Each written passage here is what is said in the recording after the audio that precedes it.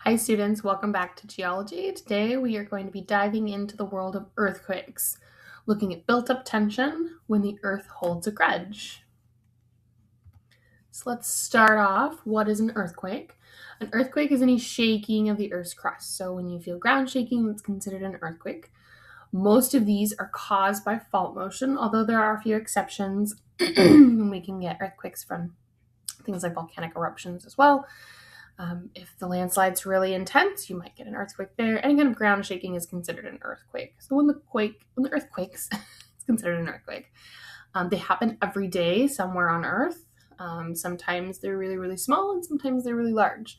So when an earthquake happens really far away, how do scientists know that it occurred?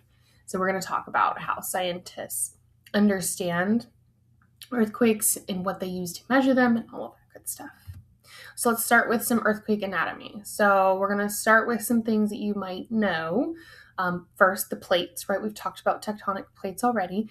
When plates that are lithospheric crust are pulling apart, pushing together, or sliding past each other, they are causing friction of some kind, which is going to trigger an earthquake.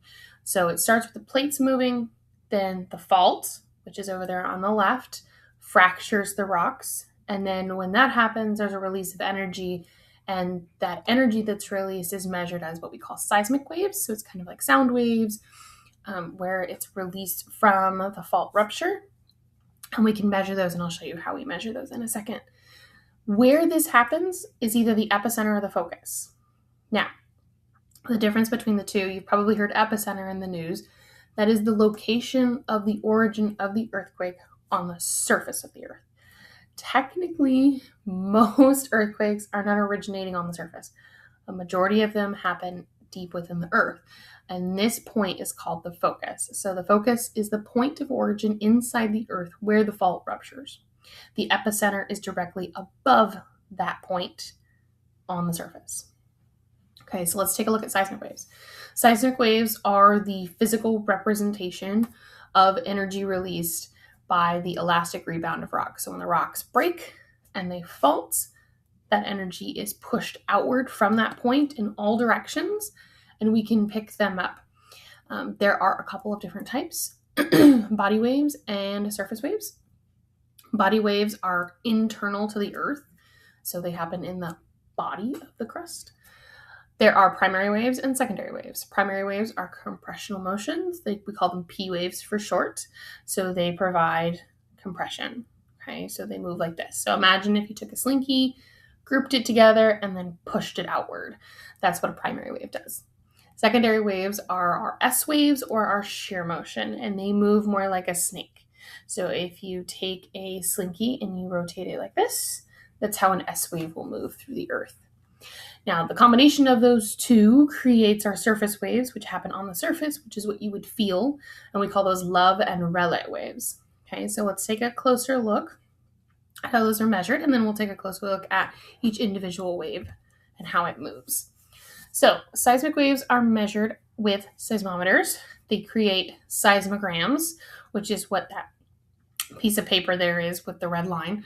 So it's a rotating drum of paper, basically, and during an earthquake, as you can see, there's waves coming in. And as the waves come in, that little pin that's pointing down on the paper moves. And it picks up the earthquake. So it's kind of like when doctors are measuring your heart rate. There's a little thing that moves, and it shows you kind of this up and down wave motion. Okay, so that's what we're doing. We're picking up basically the heartbeat of Earth, which is kind of cool. And so we get seismograms from these, and we can analyze these based on how high these waves go, how far apart they are. And that's going to be important in a second, how far apart they are from when they show up at these stations. And we have these stations all over Earth. And so when an earthquake happens, these stations are actively picking up all of that information and storing it now in computers for us to then do our analysis. All right, so we're going to start with primary waves. So these are the first waves that leave a fault rupture. So when a fault ruptures, these are the first waves that start taking off. And so you can see the slinky example here where you kind of bunch up the slinky and push it outward. That's the way the waves are traveling. And you can kind of see that in this direction of propagation. It's forward. So the seismic wave that shakes the ground back and forth in the same direction and the opposite direction as the wave is moving. Okay, this can move through solids, liquids, plasmas, and gases. It is fastest and it arrives at the seismic station first, but it's a lower amplitude. So they're not as strong, but they're really fast. So P waves are primary because they show up first. They're really not very strong, so there's not a lot of ground shaking from them. You usually don't feel the ground shaking until you get the S waves. Okay, so when we get to the S waves, this is that sheer kind of snake-like pattern. So you can see the direction of propagation is still in the same direction the P wave was, but there's a lot more kind of up and down, slinky, snake-like, which is the shear motion. So the seismic body wave that shakes the ground back and forth perpendicular to the direction the wave is moving. Okay, so that's perpendicular. That's the direction. That would be perpendicular. And they can only travel through solids, so they don't move through liquids, plasmas, gases, but they're slower than the P wave, and they arrive last at a seismic station. There's higher amplitude here, though, so this is when you start to actually feel the ground shaking. And we'll take a look at what that would look like on a seismogram here in a second. So let's look at the surface waves. These are the waves that you're going to feel. So we have love waves, which are, remember, these are a combination of the P and the S wave motion. A surface wave that has a horizontal motion that is transverse or perpendicular to the direction the wave is traveling. So it kind of moves like this, but it does have a little bit of back and forth from the P wave. They're faster than relay waves, which I'll show you in a second, and they travel through solid materials only. So if you're standing on solid ground, you might be feeling some love waves. And then relay waves, this is when the seismic surface wave causing ground shake to shake in an elliptical motion. So it's more like a wave, like a beach wave. It's not transverse. It's not perpendicular motion. So it's more of like it's a particle wave. So it's like a wave, an ocean wave. So it's created by this elliptical motion. And they travel through solid materials only as well. So you're going to really feel, if you're standing on like some sediment, you're going to feel these love and relay waves pretty well. So when these waves hit a seismogram or seismic station and create the seismogram, this is what you see. So this is one from an actual earthquake in the UK. And you have the P wave that shows up first. It's marked there for you. And then the S wave, and then the surface waves are behind the S wave.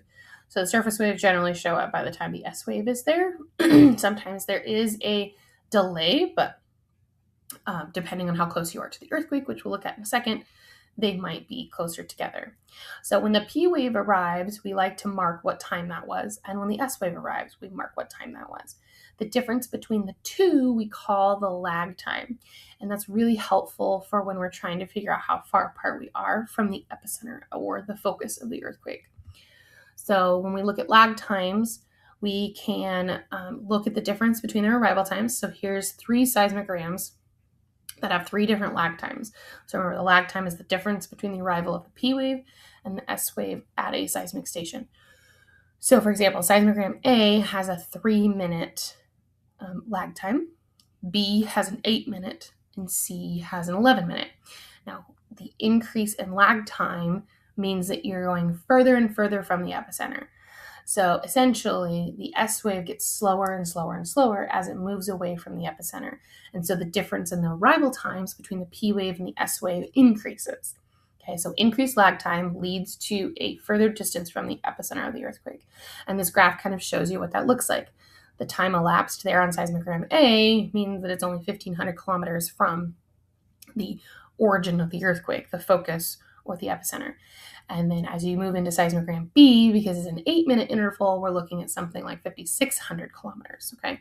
So you can see that gradually increase as the 2 P and S wave curves on this graph, the green and the blue, move away from each other from the point of origin, which would be 0. Okay, so then how would we determine an epicenter? Well, we would take those distances and we would plot them in every direction from that seismic station. So using like a compass, you would use a compass to rotate on a map or a globe in every direction around that point. So we've got point A there, 1,500 kilometers in any direction is where the epicenter could be. And then you do 2 more seismic stations, and then you find where they meet. And wherever they meet is likely the origin of the earthquake. So we're using at least 3 seismogram data points to triangulate the location. Preferably we use more, but you need at least 3 to get a specific point. So what else can we use earthquakes? So we can find the epicenter. I'll show you the magnitude in a second, but there's some other things that we use it for. There's something called seismic tomography, which helps us plot what's happening inside the earth as well. So as seismic waves move through the earth, the crust, it picks up whether the material is solid, liquid, molten, and essentially that gives us something like a CT scan of the interior of the earth. So for example, we've been able to map where the Farallon plate, which used to subduct beneath North America, is situated, and then what the extent of the Yellowstone plume is. And so there's some examples there for you to show you we can see what these things look like because of earthquakes. So for example, right now the Juan de Fuca plate is subducting beneath North America in Northern California, Oregon, and Washington, and using seismograms, we have been able to look at exactly where that sits and what type of material is down there based on its density as the waves move through it. So this is called tomography or seismic tomography, and it gives us a really good indication of what's happening interior without obviously trying to dig all the way down there. All right, so let's look at earthquake magnitude and intensity, which is usually something students are really interested in. So the magnitude is the measure of the energy release. So this tells us how great the ground shaking was and how much energy was released. We have 3 different scales that are developed. We have the moment magnitude scale, the modified Mercalli scale, and the Richter magnitude scale. Depending on what you need, what information you need, you might use a different one. Okay, so the modified Mercalli is one of the first ones that came out, and it is qualitative. So it doesn't necessarily give us a number like 1 through 10. It just tells us that these were the felt effects, and I'll show you the scale in a second.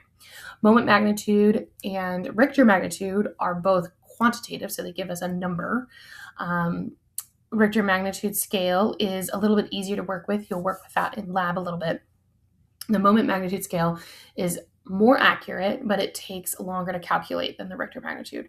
So it's not usually the first one that comes out. The Richter is usually the first one, and then they revise it with the moment magnitude. So let's look at the moment magnitude. This depicts the absolute size of the earthquake, comparing information from multiple locations, so as many locations as the earthquake impacted. And it uses a measurement of actual energy released, calculated from the cross-sectional area of the rupture, amount of slippage, and the rigidity of the rocks. Now, because it uses all of that information, it takes a while to collect it all. So when the earthquake happens, we don't necessarily have the moment magnitude right away. We have to go into the field, get the amount of slip that was there, look at the cross-section of the rupture, and then look at the density of the rocks and the strength of the rocks. This is a logarithmic scale. So every time you go up a magnitude, it's 10 times the amount of energy released. Okay, so it's similar to the numbers on Richter, except large earthquakes where energy is released 10 times each scale, the number jumps. So it's a pretty significant jump from magnitude 2 to 3 and 4 to 5. Looking at the modified Mercalli scale, again, this is one of the earliest scales we use because it was qualitative, in the fact that people could just say, oh, well, this is what happened in the earthquake, so this is about how strong it was. Okay, this one's really cool, though, because they do still produce the earthquake's intensity based on the modified Mercalli scale, so it'll give you a Roman numeral for each earthquake that happens. And what you can do is if you felt an earthquake, you can go to this website and you can input what happened. So did stuff fall off the bookshelves, or did you just see, your chandelier swaying, or did you just kind of feel a little off? All of those things you can input into the database, and then they use that to get an idea of what the modified Mercalli scale would be for that earthquake. With the Richter magnitude scale, this is also a numeric scale.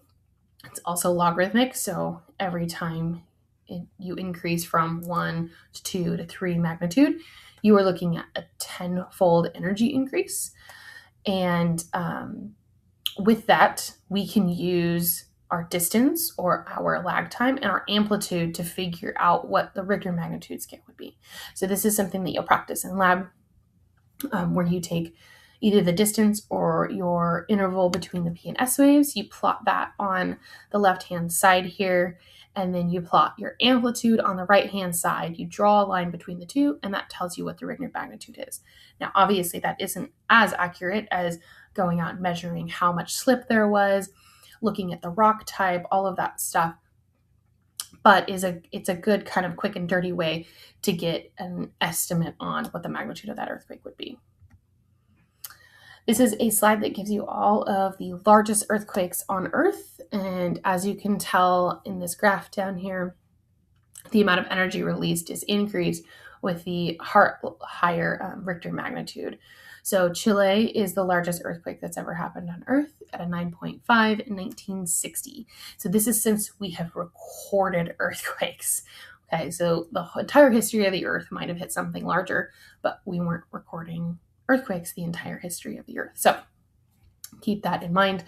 These are good earthquakes to look at because they're really high in magnitude, and you can see there's kind of some similarities. We've got a lot of Chile repeated, Japan, Alaska, Russia, right? So you can kind of see that the same large earthquakes are happening around the same areas where we have convergent plate boundaries.